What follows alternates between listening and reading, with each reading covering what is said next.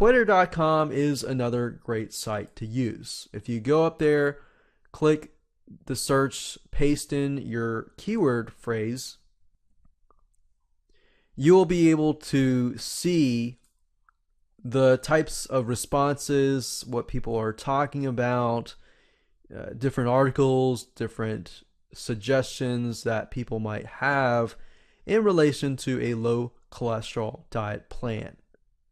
So you'll be able to see the chatter that people have.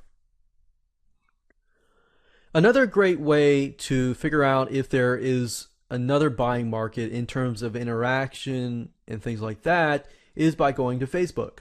Go at the top here, just simply type in low cholesterol diet plan, do a search, and see what we get.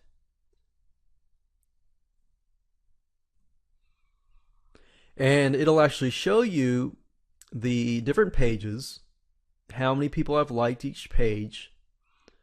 And what I advise you to do is simply go through here and figure out how many people are actually interacting with the content that is being displayed, because that's a good indication of how involved and rabid the buyer market in that specific area can be.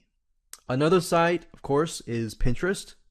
So you can create a Pinterest account, enter that keyword, and see what people are posting in terms of Pinterest.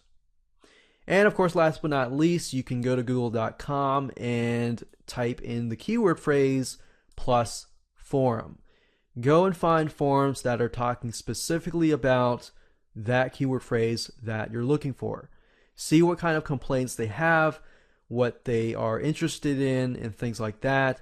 And that'll give you a good idea of how to create a good product that people actually want to buy.